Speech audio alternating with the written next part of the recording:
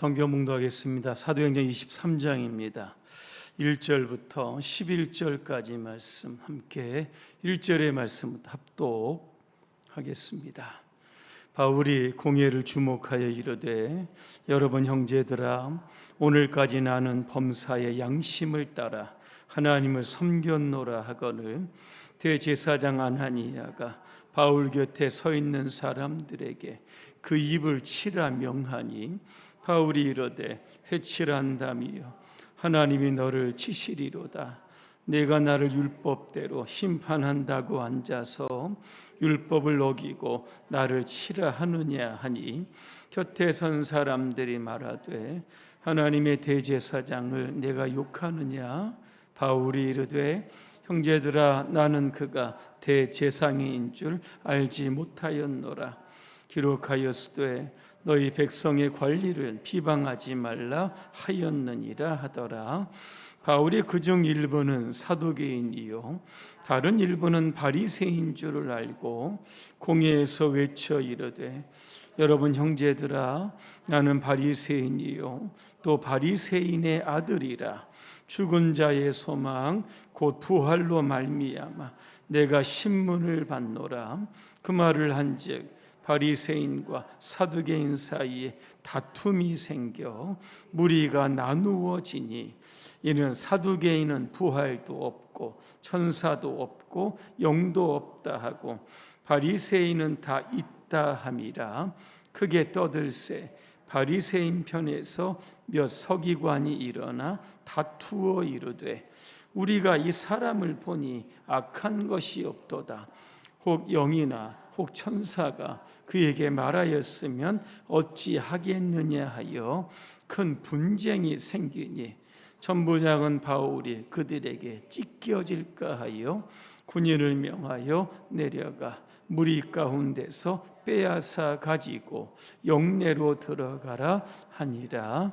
그날 밤에 주께서 바울 곁에 서서 이르시되 담대하라. 내가 예루살렘에서 나의 일을 증언한 것 같이 로마에서도 증언하여야 하리라 하시니라.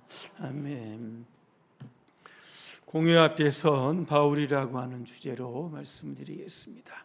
할렐루야. 아멘. 옆분과 인사하겠습니다. 담대합시다. 바울이 예루살렘에서 체포가 됩니다. 체포된 이유를 보니까 에베소 사람 드로비모를 데리고 성전에 들어가 성전을 더럽혔다라고 하는 이유 때문에 체포가 된 겁니다. 하지만 이것은 사실이 아닙니다. 거짓이죠. 아시아에서 온 그 유대인들이 바울을 모함해서 어떻게든 죽이려고 거짓 모함을 꾸미고 군중들을 선동을 시켰던 겁니다. 자초지종도 모르는 군중들은 그 선동에 휘말립니다. 성전 밖으로 바울을 끌어내어서 죽이려고 합니다. 그때 예루살렘 시내가 시끄러운 것을 알고 천부장이 개입을 하게 여러분 되는 겁니다. 그를 급히 데리고 당시 안토니오라고 하는 영내로 바울을 데리고 들어갑니다. 그때 바울이 천부장에게 부탁을 합니다.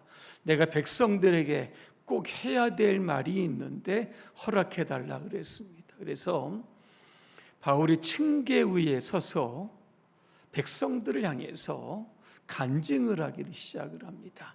이게 지난주에 설교죠. 바울의 간증입니다. 나는 유대인이고 바리새인입니다. 하나님께 대하여 열심히 있던 사람입니다. 그래서 기독교인들을 핍박하고 예수를 박해하고 성도들을 색출을 해서 죽였던 사람이 바로 납니다. 그렇게 이야기합니다. 하루는 다메섹에 있는 성도들 그들을 체포하기 위해서 가다가 도상에서 부활하신 예수님을 만났습니다. 그런 간증을 하기를 시작합니다. 갑자기 자신을 향해서 크고 강한 빛이 두르기를 시작을 합니다. 땅에 엎드립니다. 당신은 누굽니까? 이렇게 물어보니 내가 박해하는 나사렛 예수다. 그 음성을 듣고 바울이 회심하게 여러분 되었던 겁니다. 자, 강한 빛으로 인해서 갑자기 눈이 멀게 됩니다. 사람들에 의해서 다메섹에 들어갑니다. 그때 주님은 바울을 맞이할 아나니아라고 하는 사람을 다메섹에 딱 준비를 시킵니다. 그에게 안수하라 그랬습니다. 그래서 아나니아가 바울에게 안수합니다. 그러자 눈에서 비늘 같은 것이 벗어졌다. 그리고 사물을 밝히 보게 되었다라고 되어 있습니다. 그때 바울은 사명을 부여받게 됩니다. 어떤 사명입니까? 나를 이방인의 사도로 주님께서 부르셨다. 네, 그래서 유대인이 아니라 이방인을 영혼을 구하는 그러한 일에 내가 쓰임 받았다. 그렇게 간증을 하는 겁니다. 그때 바울이요, 간증이 끝나기도 전에 보니까 군중들이 소리를 지르는 겁니다. 바울 죽입시다. 이 사람을 죽이는 것은 마땅하다 그랬습니다. 이때 또 여러분 천부장이 개입을 합니다. 그를 데리고 영내로 들어갑니다. 천부장이 궁금한 겁니다. 왜 유대인들이 바울을 죽이려고 하는 건지 군인들에게 채찍질 좀 해서 신문하라고 이야기합니다. 그때 바울이 뭐라고 이야기하냐면, 나는 로마 시민권자인데 재판도 받지 않고 채찍질 받는 거, 이거 엄연하게 법적으로 문제가 된다 이야기하고 있습니다. 바울이 로마 시민권자라고 하는 이야기를 듣고 천부장이 여러분 놀랍니다. 그러면서 그를 공식 재판에 회부를 시킵니다. 그것이 오늘 본문에 나오는 여러분 말씀입니다. 오늘 공회라고 하는 그런 단어가 여러분 나오는데요, 산헤드린 공회, 이게 정식 명칭입니다. 보통 이스라엘의 그 최고 의결 기구입니다. 우리나라의 대법원이나 헌법재판소와 같은 역할하는 곳이 바로 공회죠. 당시 공회는 71명으로 구성되어 있습니다. 대제사장이 모든 재판의 사회를 보게 됩니다. 그리고 그 안에는 오늘 보니까 사두개인 파도 있고 바리새파 사람들도 있습니다. 이 사두개인들은 누구냐 이렇게 봤더니 당시 이스라엘은 로마의 식민지입니다. 친로마적 성향을 가지고 로마에 아부하는 당시의 귀족층에 있던 사람들이 바로 오늘 사두개인들입니다. 오늘 바리새인들이 있죠. 바리새인들은 율법을 연구하는 사람입니다. 오늘 본문에 보니까 서기관이다, 그죠? 그렇게 여러분 나와 여러분 있다는 겁니다. 자, 성경을 이렇게 들어보면 공회원 몇 사람의 이름들이 나옵니다. 누가 나옵니까? 예수님을 신문했던 대제사장 가야바라고 하는 대제사장, 여러분 아마 기억을 하실 겁니다. 요한복음 3장에 보니까 누가 나옵니까? 니고데모라고 하는 사람이 또 나옵니다. 한밤중에 예수님을 찾아가서 거듭남이 뭡니까? 이렇게 물어봤던 사람입니다.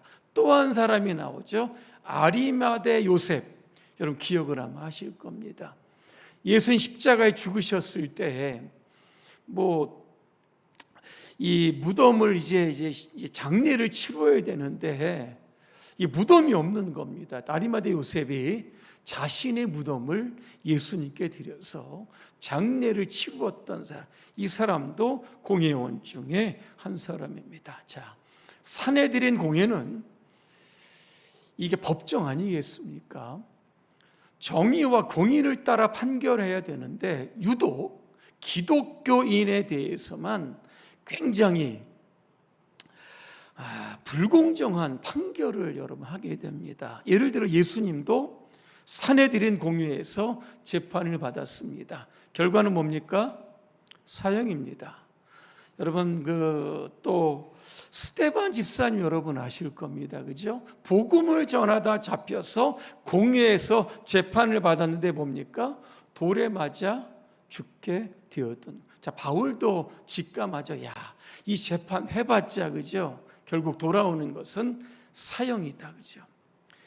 이 어떤 재판의 결과를 미리 알고 있었음에도 불구하고 오늘 바울은요, 공의 앞에 서서 담대하게 자신을 변증을 하고 있는 겁니다.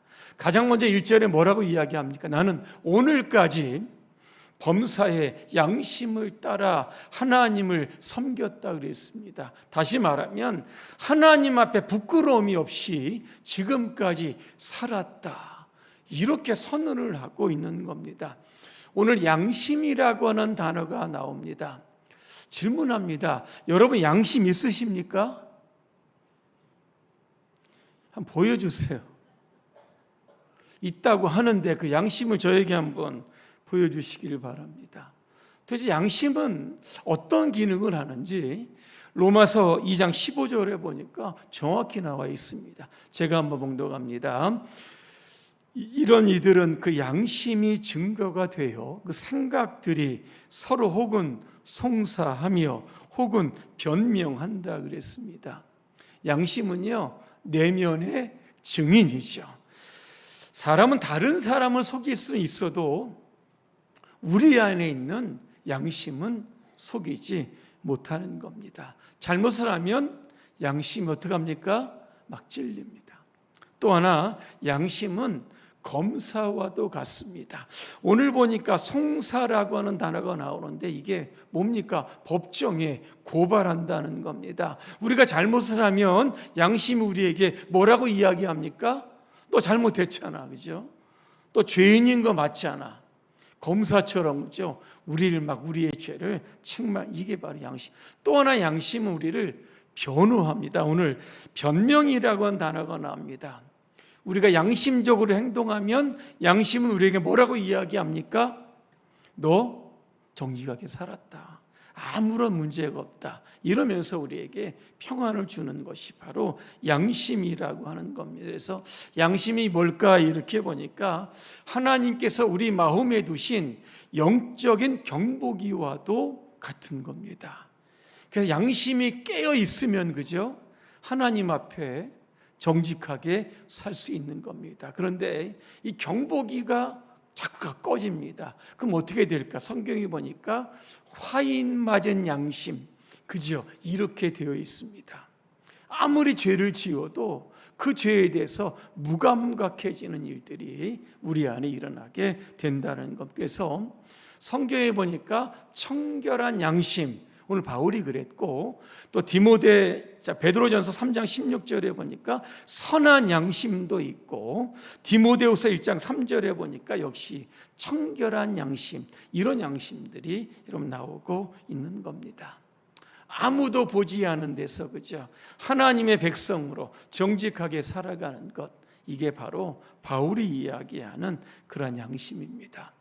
내가 하나님 앞에 떳떳하게 살았다 그랬더니 아나니아가 듣고는 조금 화가 난 것 같습니다. 그러면서 사람들을 시켜서 저 바울의 입을 좀 치라 그랬습니다. 그때 바울이 여러분 뭐라고 한지 아십니까? 이렇게 이야기합니다. 회칠한 담이여, 하나님이 너를 치실 것이다, 이렇게 이야기합니다. 회칠한 담 뭔지 아시죠?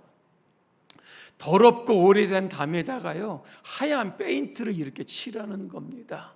겉에서 보기는 참 깨끗해 보이죠. 그러나 페인트를 벗겨내면 그 안에는, 그죠, 이제 금방이라도 부서질 것 같은, 그죠, 아주 오래된 그러한 담벼락을 이야기하고 있는 겁니다. 요거를 어떻게 성경이 표현하냐면 회칠한 무덤, 요렇게도 표현하고 있습니다. 이스라엘 가세를 보시면 이 무덤이 있는데요, 역시 하얀색 이런 것으로 무덤의 겉을 칠해놓고 있다는 겁니다. 겉으로는 정의로운 척하지만 속에는 어떻게 해요? 무덤 속에는 여러분 시신이 있고 더럽고 냄새나는 걸로 가득 차 있는 것처럼 율법의 재판장이라고 하는 사람들이 그죠? 정작 율법을 어기고 있다 이러면서 바울이요 대제사장을 향해서 막 대드는 장면이 나오고 오늘 있습니다. 무슨 이야기일까? 바울의 죄가 확정되지도 않았는데 사람을 시켜서 나를 치는 것은 율법적으로 보면, 법적으로 보면 이게 불법이다 이렇게 지적을 하고 있는 겁니다. 이 바울이 오늘 아나니아를 향해서 하나님이 너를 치신다 그랬습니다. 그런데요 10년 뒤에 유대 전쟁이 일어나게 됩니다. 대제사장은 로마 쪽에 있는 사람이죠. 그래서 유대와 로마 간의 전쟁이 일어납니다. 그래서 유대인 게릴라들에 의해서 아나니아라고 하는 제사장이 암살당하는 일이 발생하게 되었다는 겁니다. 오늘 저와 여러분의 삶이 회칠한 담이나 회칠한 무덤이 되어서는 여러분 안 될 겁니다. 속과 박이 그저 똑같은 한결같은 정직한 그런 사람으로 살아야 하는 겁니다. 바울이 공의안을 쭉 들여다봅니다. 그랬더니 누굽니까? 바리새인과 사두개인들이 이렇게 앉아 있는 겁니다. 사실 둘이요 서로 좋지 않습니다.